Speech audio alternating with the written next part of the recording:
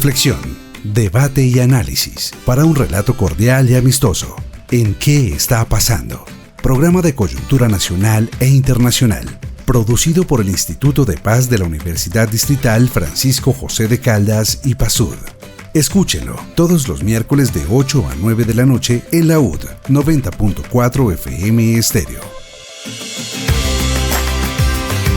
Les damos la bienvenida a todos los que están conectados al programa que está pasando del Instituto de Paz de la Universidad Distrital Francisco José de Caldas. Mi nombre es Sonia Díaz Granados y junto con la investigadora Cindy Sierra los saludamos y les abrimos las puertas a este espacio de investigación, análisis y reflexión que se emite los miércoles de 8 a 9 de la noche por la 90.4 FM Estéreo, emisora de nuestra institución educativa.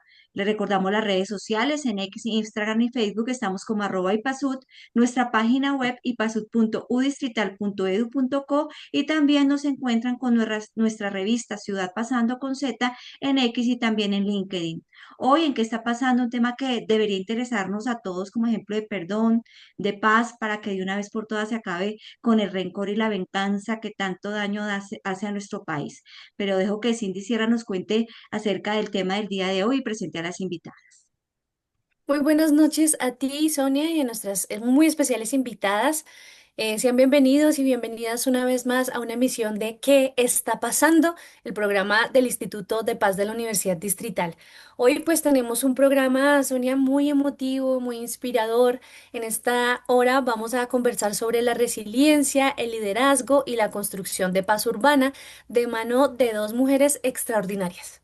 Ellas vivieron en carne propia el conflicto armado y tuvieron que dejar sus tierras y llegar a Bogotá buscando un refugio y pues con el tiempo se han convertido más bien han transformado ese dolor y ese sufrimiento y esa violencia en una fortaleza para liderar o para ser parte de procesos comunitarios. Para darles un poquito así un contexto muy general rápido, para nadie es un secreto pues que Bogotá se ha convertido también en un epicentro y en un lugar de acogida de esas poblaciones en condición de desplazamiento por la violencia, claramente.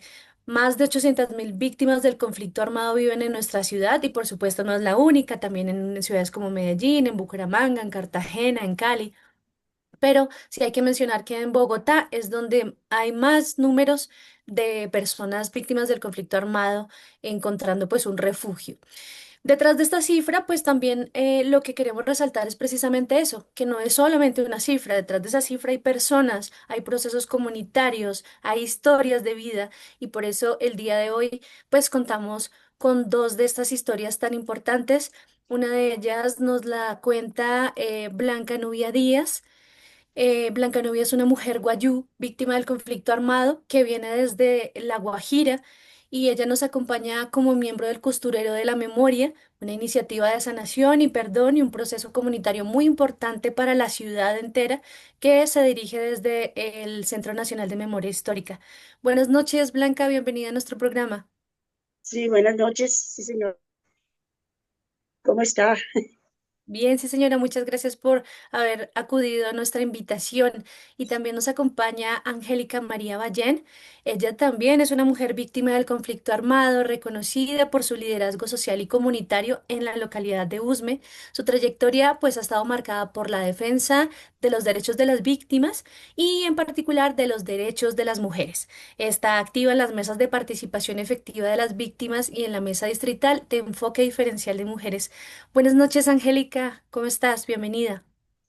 Muy buenas noches, Cindy y Sonia. Muchas gracias por brindarnos tanto a mi compañera como a mí este gran espacio y poder llevarle un poco de amor y paz a nuestros amigos, víctimas y todo lo que tiene que ver con toda la formación universitaria y para toda la comunidad en general.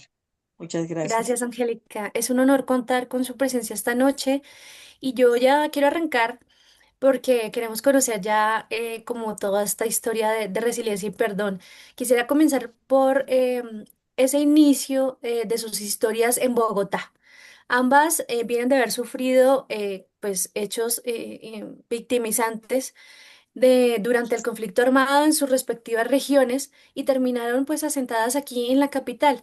Angélica, ¿En qué localidad vive actualmente y cómo fue ese camino que la trajo hasta Bogotá? Cuéntenos un poquito de su origen y su proceso de adaptación aquí en la ciudad de Bogotá. Bueno, para todos, nací en Riohacha, Guajira. eh, Vengo de un caserío llamado Matitas, Guajira, y me crié la mayor parte de mi vida en el departamento del Cesar. Desde muy pequeña, más o menos los 8 años, eh, fui llevada primero al Líbano Tolima. Estuve viviendo en el Líbano Tolima un poco de tiempo. De ahí nuevamente, cuando pasa lo del desastre de Armero, perdí a parte de mi familia en el desastre de Armero. Papá toma la decisión nuevamente de llevarme al departamento del Cesar. Soy una mujer, eh, desde los 2 años, desde el año de edad hasta los 45, que vuelvo a conocer a mi madre aquí en Bogotá. Me crié sin mamá, solamente pues alrededor de mi señor padre y de toda la gente que me daba su albergue en diferentes partes del país donde hemos estado. ¿Por qué tanto recorrido? Porque papá es un hombre campesino, recolector en el tiempo que hubo el tiempo de la cosecha del tabaco en La Guajira. Después recolectó algodón en el departamento del Cesar. Y pues por medio de esto pues siempre he estado al lado de papá. Nunca me colocó una madrastra, pero siempre eh, fui víctima de muchas cosas durante el tiempo de que él me dejaba sola. De ahí hice mi bachillerato en el departamento del Cesar, en Codazzi. Aquí en este departamento eh, pude terminar mi bachillerato, y de ahí pasé al departamento del Bichada, exactamente, en un caserío llamado Santa Rita Bichada. En esta parte estuve en Chaparral Bichada, en Cumaribo, en toda esta zona donde estaba el frente del Negro Acacio. Y por cosas del mundo viví muchos flagelos en esa parte del Bichada. Aquí tuve lo de violencia sexual. Después duré mucho tiempo enferma, hospitalizada en Santa Rita Bichada. Y después ya pasé nuevamente al departamento del Cesar, cuando la violencia de los paramilitares. eh, Volví ahí y volví a salir desplazada como desplazamiento forzado del departamento del Cesar. Llego a Bogotá después de tantos años. eh, para mí fue bastante fuerte porque yo dije, ya voy a estar tranquila en Codazzi, ya voy a estar, no, ya entré a la iglesia, siempre he buscado de las cosas de Dios, pero desafortunadamente uno cuando quiere estar como sentado en una parte, como no quererse mover de ahí, me tocó salir de ahí en el tiempo de los paramilitares. Me asesinaron a mi cuñado. eh, Muchos amigos quedaron asesinados y me tocó salir corriendo de aquí, de esta parte del país. Eh, pues muy fuerte, todavía lo hablo y todavía pues siento como que un nudito. Pude hasta apenas hace poco tiempo, hace menos de un año, poder volver a ver a mi familia, a mis sobrinos que los dejé muy pequeñitos, ya están unos hombres. Y cómo se pierde, a pesar de que utilizamos tanto el celular, cómo se pierde como eh, el el roce familiar, cómo se pierde. De pronto yo hablaba más marcado, más costeño, más guajiro. Ya ahorita pues con el pasar del tiempo ya uno va cambiando hasta su idioma y sus costumbres. sus costumbres no son iguales, uno vive como más encerrado en Bogotá, vive como con menos amistades, uno se cuida mucho y pues gracias a Bogotá me ha abierto muchas puertas. Ya puedo, aunque sea estar en una cámara, hablar, porque anteriormente era muy callada, muy en sí misma.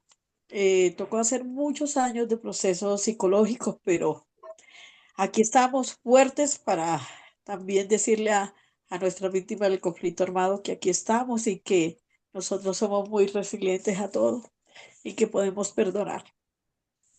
Muchas gracias, Angélica, por tu historia. Qué historia fuerte. Recorriste muchas regiones del país y eso te trajo hasta aquí, hasta Bogotá y te abrazamos y te enviamos un abrazo muy caluroso porque yo siento que muchos de nosotros que estamos en la academia no tenemos ni idea de qué es eso.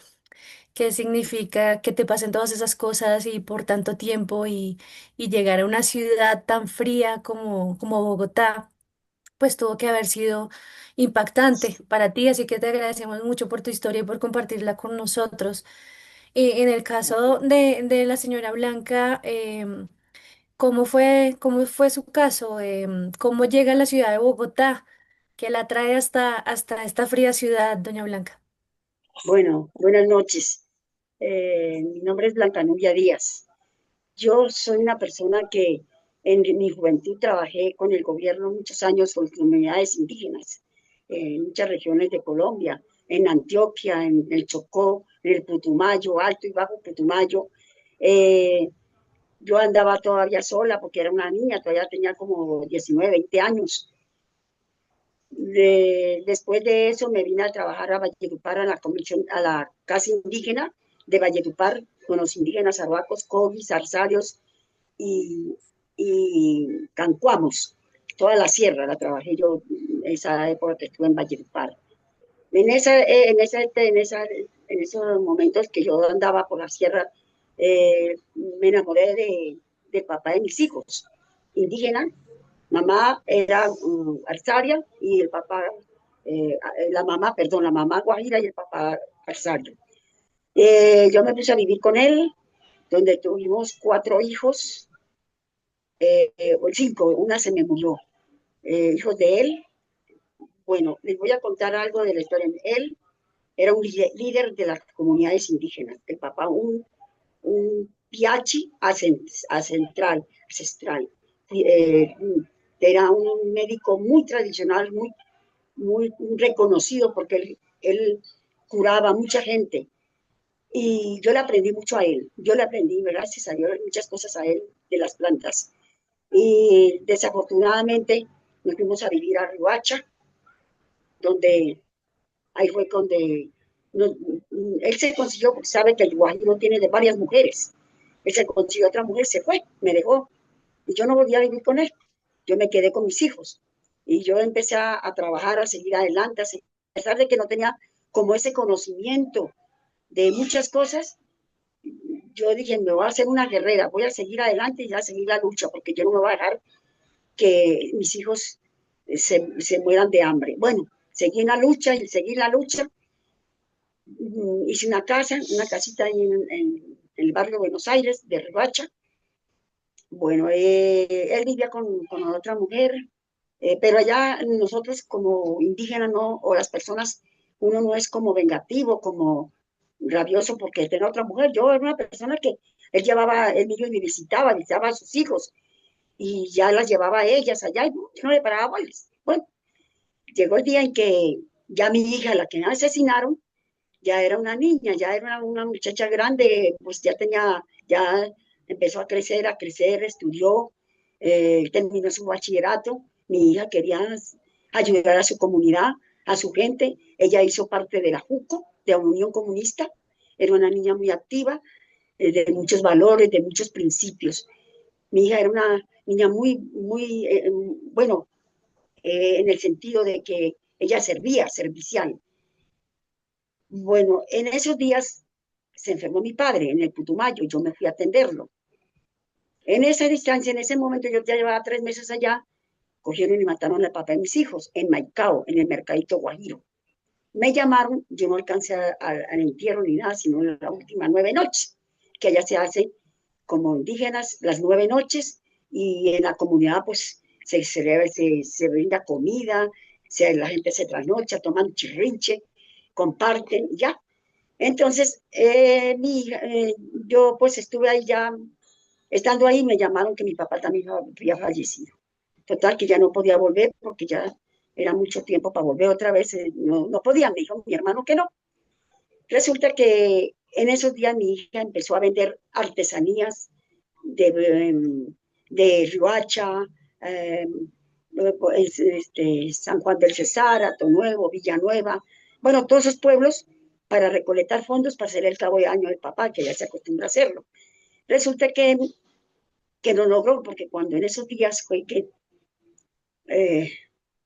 faltándole 17 días para cumplir el año, ella de muerte lo mataron, del año del papá la mataron a ella. Ella fue llevada por los grupos paramilitares a Barrancas, Guajira, allá supuestamente la tuvieron encerrada, allá fue un 26 de mayo del 2001, fue cuando a ella la mataron, la asesinaron de entre 7 a 8 de la noche, pero un asesinato que fueron 6 niñas que asesinaron, pero la única persona que era fue a mi hija, tenía 15 años, ella fue violada, fue torturada, fue cortada con un destornillador, no solo un hombre, fueron varios que la violaron.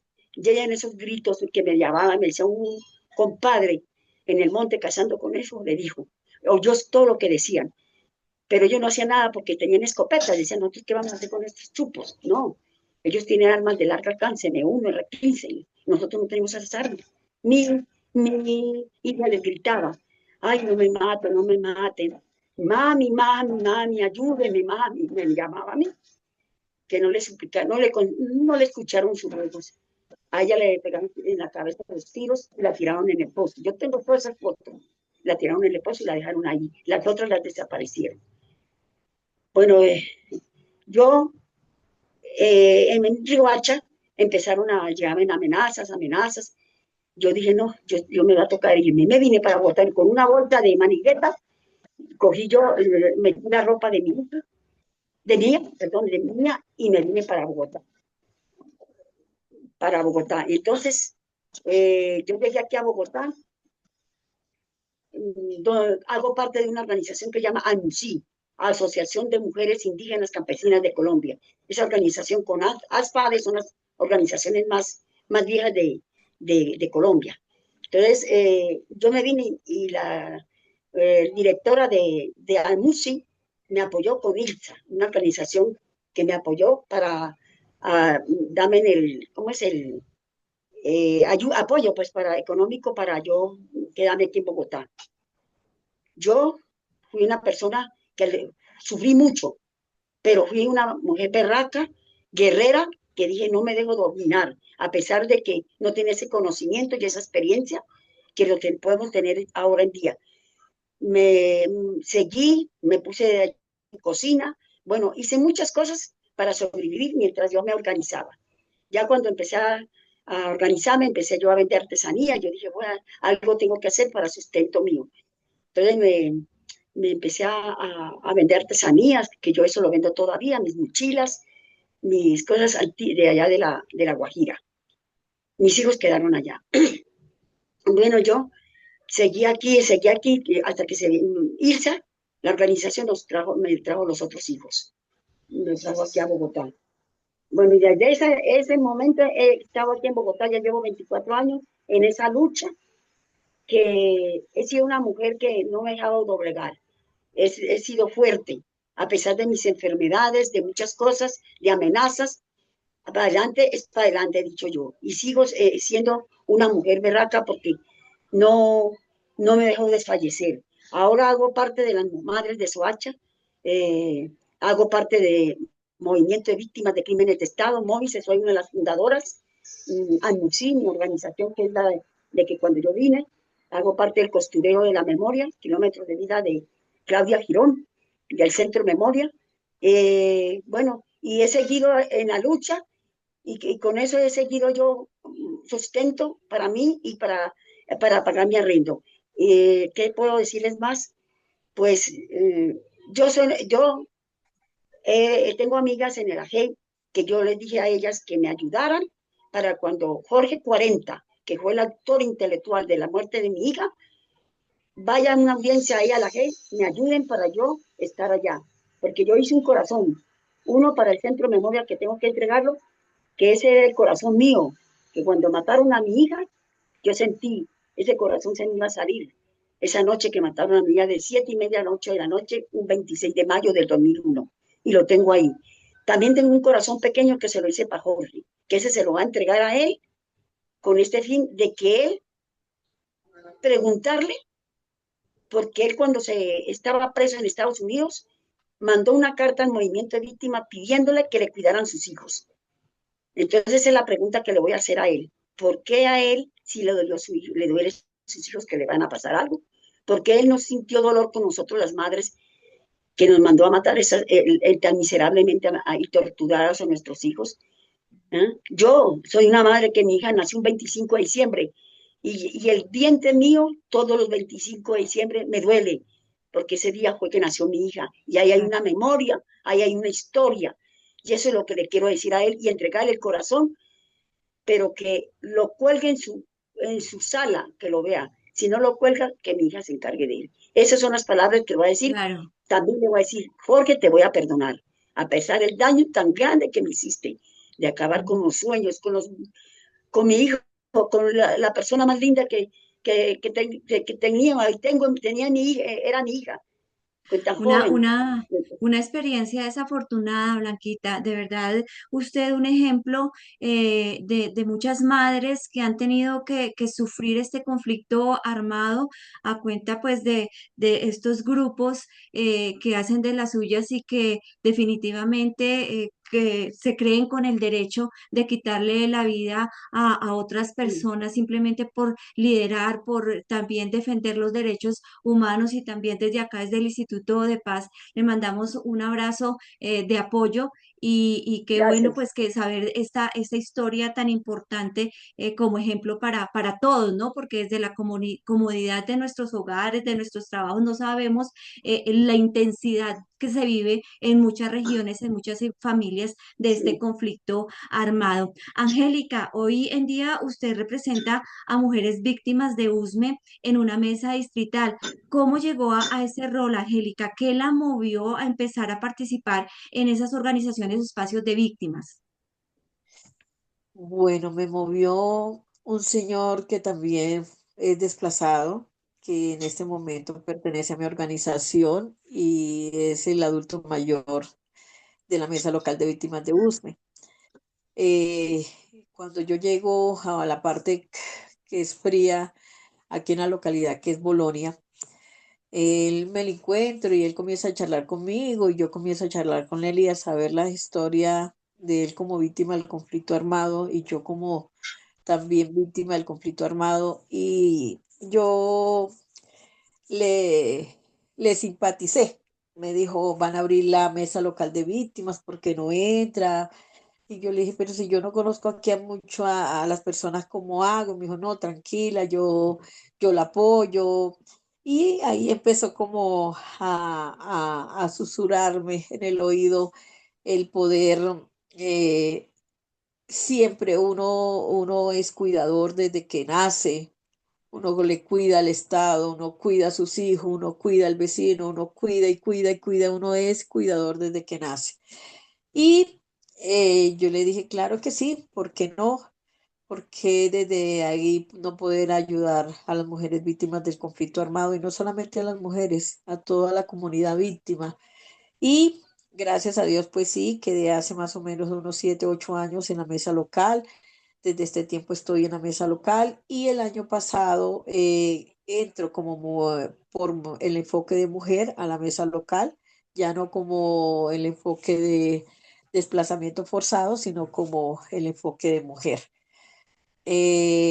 Desde ahí, pues, hacemos muchas cosas para las mujeres, para que las mujeres se capaciten, para que las mujeres entren a trabajar, nuestras hijas, las hijas de todas las mujeres víctimas. Sé que no podemos lograr muchas cosas con las instituciones, pero poco a poco hemos ido abriendo brechas, hemos ido abriendo caminos para todas las mujeres víctimas del conflicto armado, desde aquí, desde la local y a nivel distrital. Es precisamente sobre eso que queremos ahondar un poquito, Blanca y también Angélica.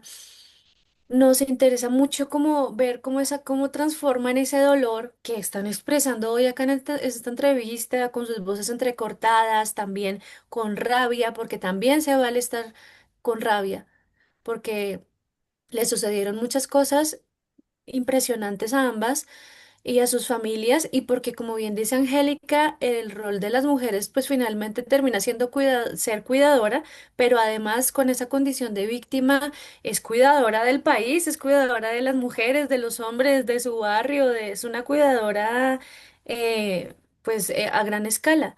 Y pues transformar también ese dolor en reconciliación, esa rabia en reconciliación, en perdón, como decía doña Blanca, es además de profundamente loable, es muy valiente, ¿sí? Poder pensar en decirle esas cosas a los autores intelectuales y prácticos de estas atrocidades y ultrajes.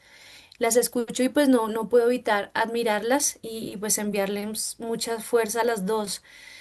En concreto, como tú decías, Angélica, ¿cómo sientes que el trabajo y el liderazgo que llevas allí en la localidad de Usme aportan a la paz para la localidad? ¿Sí? ¿Qué cambios así visibles has visto? Nos hablabas ahorita de los procesos que acompañan con mujeres, pero así visiblemente, en términos de un poquito de resultados, ¿qué ofrecen estos organismos de víctimas a las mujeres, en particular en Usme?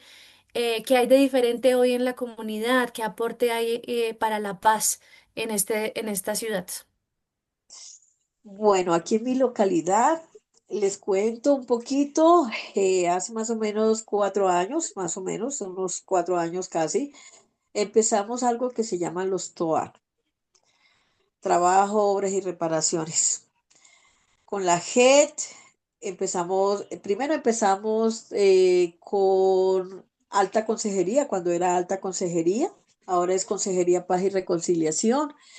Y empezamos un proceso psicosocial, un proceso que para nosotros fue fuerte, porque no puedo decir que fue a primera vista fue una belleza, no, no fue, fue algo muy fuerte donde nos prepararon para poder encontrarnos con las personas de la FARC, un grupo grande de las FARC. En este momento decirles que fruto de estos encuentros de hace más o menos 4 años, en este momento pertenezco a la Asociación de Firmantes de Paz, ASOCUR, aquí en nuestra localidad. Soy la única mujer de la mesa de víctimas que en este momento está llevando procesos. No solamente pertenezco a ASOCUR, pertenezco a la asociación de ASOCUR, también pertenezco a la asociación de la MAR, que son todas mujeres firmantes de paz. Agradecerles pues a ellas de haberme permitido estar en este proceso también y decirles que si uno como víctima del conflicto armado también no entra a escuchar a los victimarios, a los firmantes de paz, como queramos nosotros decirles, eh, también no piensa uno qué sufrieron todos ellos en este proceso. Hay muchas mujeres víctimas, mujeres firmantes que también fueron víctimas de cosas atroces. O sea, uno dice, yo sufrí esto, pero tampoco uno tiene que también pensar en la otra persona. ¿Qué pasó?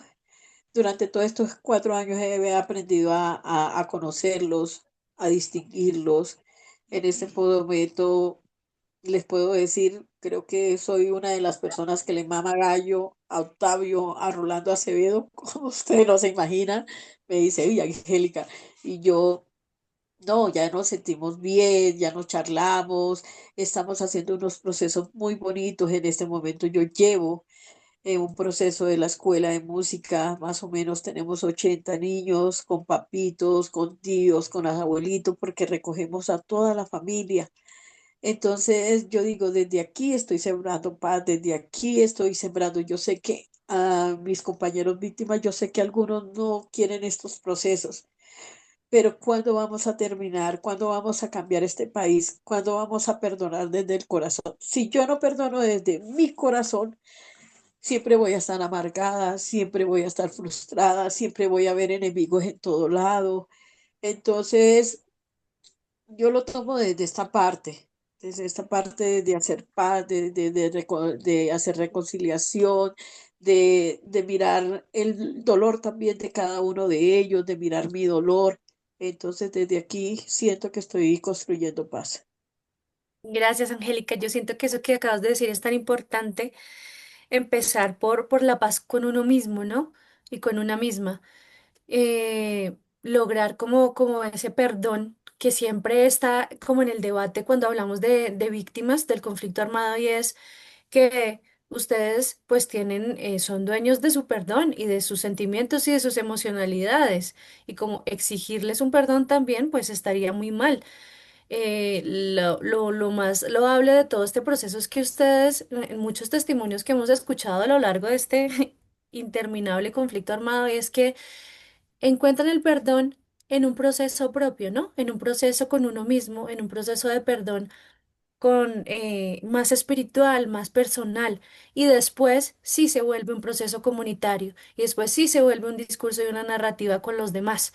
Y eso a mí me parece bellísimo y es precisamente de lo que venimos a hablar hoy. Otra parte, digamos, más práctica de estas acciones de las víctimas en búsqueda de su propia recuperación de todo lo que le sucedió, pero también en la construcción de una paz urbana. Me parece bellísimo que las dos comparten este origen rural, y que las dos vienen de padres campesinos, de ustedes mismas, no sé si se consideran campesinas. Pero es muy bello, por ejemplo, ver en Usme, y también nos lo decía la señora Blanca, y es que muchos proyectos productivos, muchas de estas expresiones comunitarias de perdón y reconciliación y de construcción de paz están alrededor también de la siembra de alimentos. Y esto es importante porque no se trata solo de actos simbólicos, como lo hemos visto en muchas otras oportunidades, que también son muy importantes, que también hacen parte de la reconciliación y del perdón y de la paz. Pero cuando eso se traduce en también una forma de buscarse la vida a partir de la agricultura, me parece bellísimo, porque además también es una metáfora muy bella, ¿no? Sembrar la paz. Y, o en el caso de Doña Blanca, tejer la paz a través de pues ese costurero de memoria.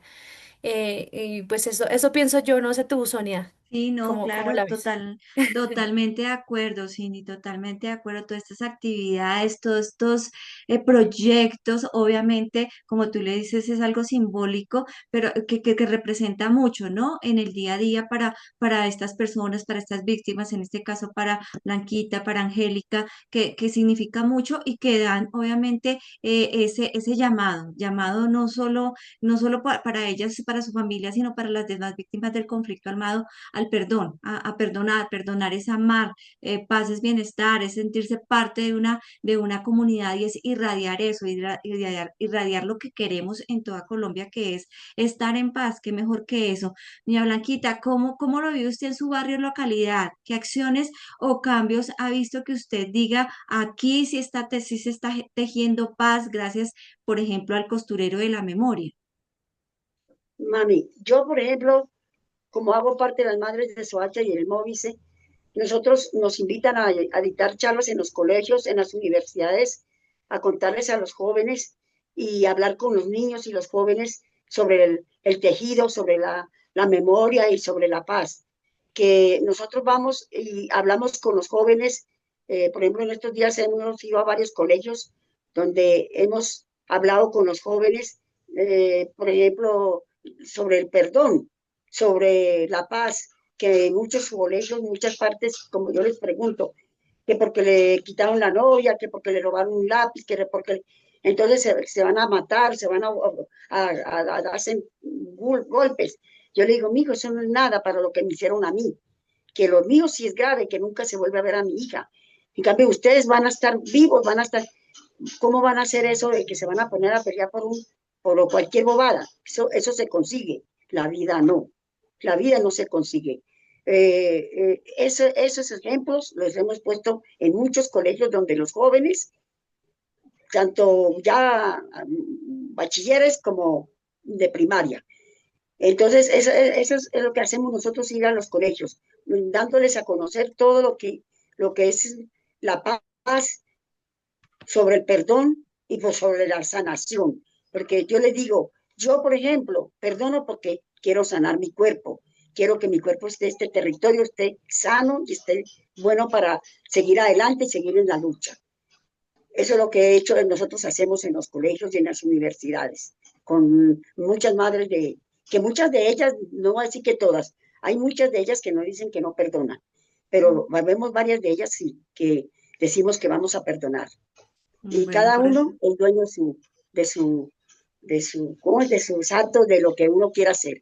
Nadie lo va a obligar a uno, tiene que hacerlo, no. Eso uno que decide. Claro, sí, es muy importante ir a esos espacios donde usted nos está hablando, Blanquita, y sobre todo hablarle a los jóvenes, qué tan importante es eso, que a veces los jóvenes por cualquier problema mínimo, pues ya, Dios mío, es el acabose para ellos prácticamente. Entonces, qué bueno llegar a los espacios, a los colegios, a las universidades, pues dando este mensaje.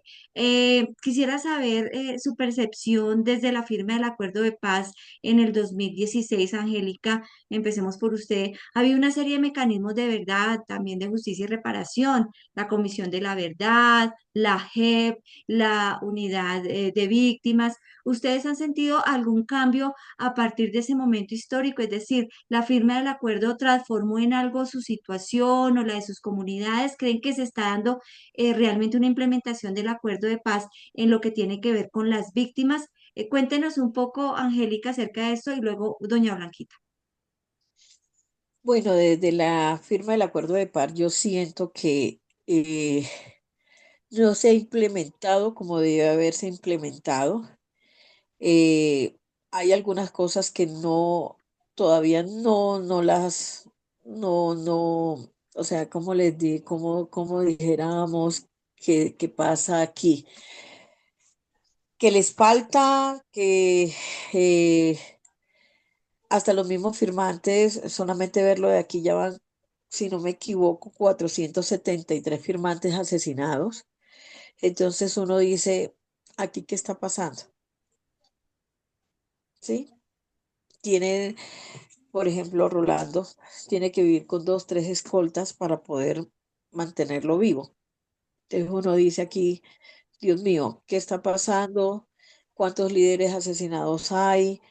O sea, yo digo, de nosotros queremos hacer paz, pero a nosotros nos persiguen y yo no sé de dónde vendrán tantos asesinatos porque lo localizan a uno en las casas, saben en qué parte está uno. Yo este año me he tenido que mudar 3 veces, ya 3 veces y apenas estamos en el mes de septiembre y uno dice, no, yo pienso, listo, yo ya viví lo que tenía que vivir, pero mi hija apenas tiene 28 años, soy cuidadora de 2 niños, a veces me toca llevarlos a las reuniones porque no tienen clase.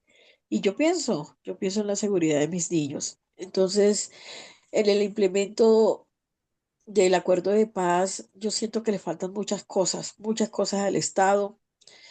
A veces es malo pensarlo, que ¿por qué? ¿Por qué saben dónde vivimos? ¿Por qué? Y esto lo saben solamente el Estado, ¿sí? Porque desafortunadamente la base de datos uno a veces las tiene que dar en la unidad de víctimas, en la ONU, en la UNP, en tantas partes que uno tiene que dar sus datos como deben de ser. Entonces yo a veces digo, ¿de dónde viene tanta cosa? O sea, de dónde, si uno desde el territorio uno quiere cuidar, uno quiere transformar cosas en paz, por eso. desde la escuela de la granja que tenemos, que se llama Almatibar.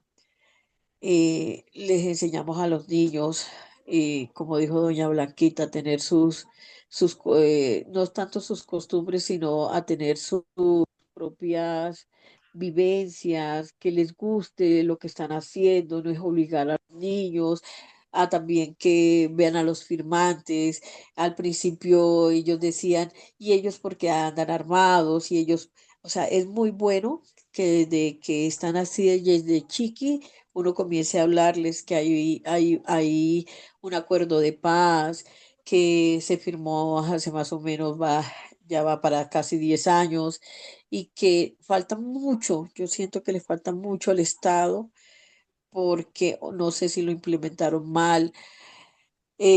Otras cosas que he visto ha sido positivo que hay muchas madres que hayan encontrado a sus hijos, que han podido cerrar ciclos, que han podido llorarlo, que han podido saber dónde ya están, que han podido enterrarlos. O sea, son cosas que son positivas porque si ellos no hubieran firmado la paz, muchas mamitas no hubieran sabido dónde estaban sus hijos y han encontrado muchos. Eso es algo, digamos, positivo. Falta mucha verdad. Yo siento que falta mucha verdad por todo lo que pasó en Valledupar. Faltan muchas cosas porque de verdad digan la verdad, porque hay cosas que todavía se están ocultando y, y esperemos que el tiempo sea el que nos ayude a todas nosotras como madres, de que otras madres sepan la verdad, porque faltan muchas, todavía falta mucho, mucho, mucho para que en el corazón de estas personas que hicieron los falsos positivos digan la verdad y que no tapen más las cosas. Así como ellos piensan, y como lo dijo Blanquita, porque yo los he oído a ellos en varias audiencias, decir que temen por su familia.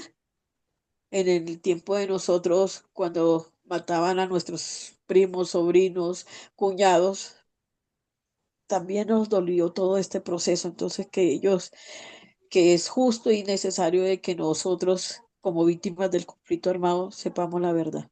Sí, eso es lo mínimo que se puede pedir a estos victimarios justamente tras ese perdón que ustedes dan.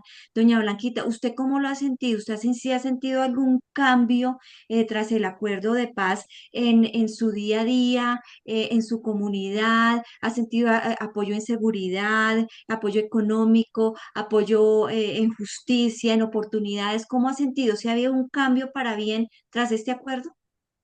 No, mamita, para mí no, porque como decimos nosotros con una compañera, a, a la G le falta un poco, tiene muchas paticas todavía para unirlas. Ella, los asesinos hablan, dicen que yo maté tantos, pero no están diciendo la verdad.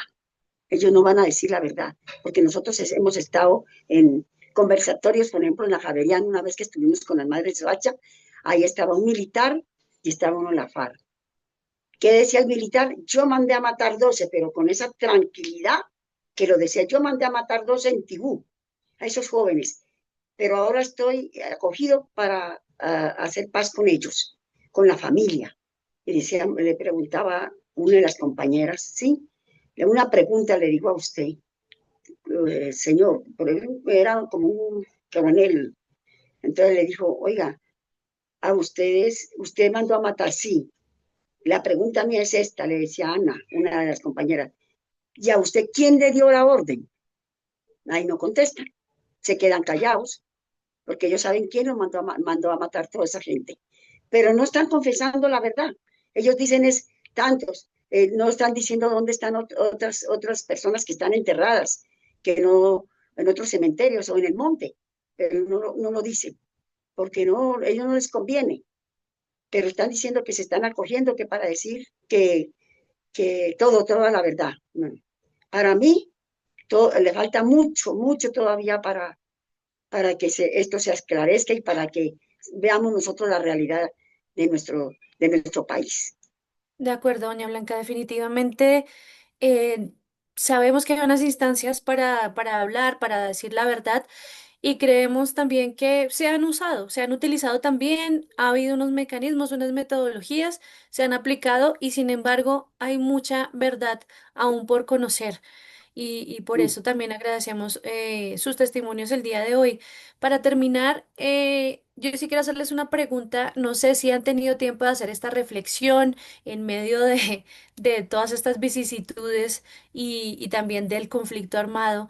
¿Ustedes han pensado alguna vez en si se identifican como víctimas? Es decir, para ustedes, ¿qué es ser una víctima del conflicto armado colombiano? Doña Blanca, por ejemplo, ¿usted se autodenomina una víctima del conflicto? Yo sí, sí señora, porque este conflicto fue el que acabó con los sueños de mi hija y con el papá de mi hija y con muchos familiares, porque fueron no solamente uno ni dos, fueron muchos familiares que están todavía sin saber ni nada de eso. Hay muchos, hay unas primas de mis hijos que les mataron el ejército y por miedo, porque la abuelita ya murió, ella decía, no, dejemos eso así nomás, por el miedo, porque usted sabe que ahora es que tenemos un poco de valor y de hablar. Anteriormente la gente dice, no, no, no, porque el soldado, vea, les ponen presa, matan a los demás hijos, matan a los demás familiares, no hablemos, callémonos. Y todo quedaba en silencio. ¿Por qué? Por el miedo.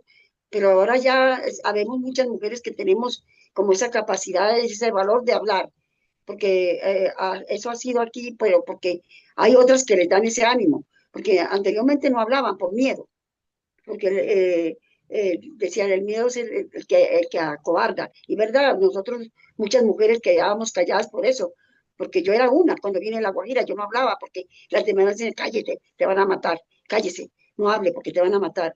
Hasta que uno se cansa de estar guardando tanto dolor adentro que eso lo enferma a uno.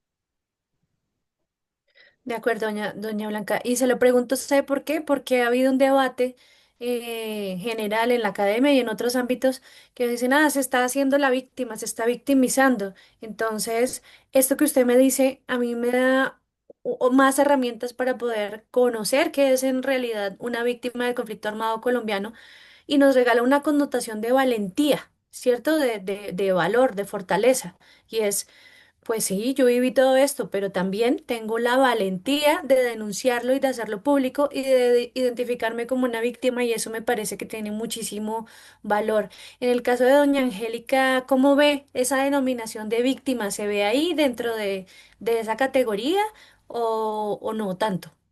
Bueno, para mí yo creo que no solamente yo ni doña Blanquita, yo creo que todo Colombia, Colombia ha sido afectada por este flagelo que hemos tenido de tanta guerra, porque no solamente ha sido un año, ha sido muchos años que ha tocado a Colombia, porque no solamente creo que a nosotras dos, sino a todo Colombia por X o Y razón, familiares, vecinos, amigos.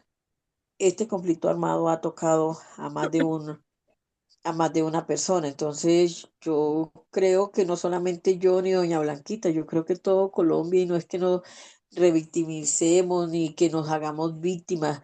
No, nosotros también somos resilientes y también somos berracas y nosotros también salimos adelante.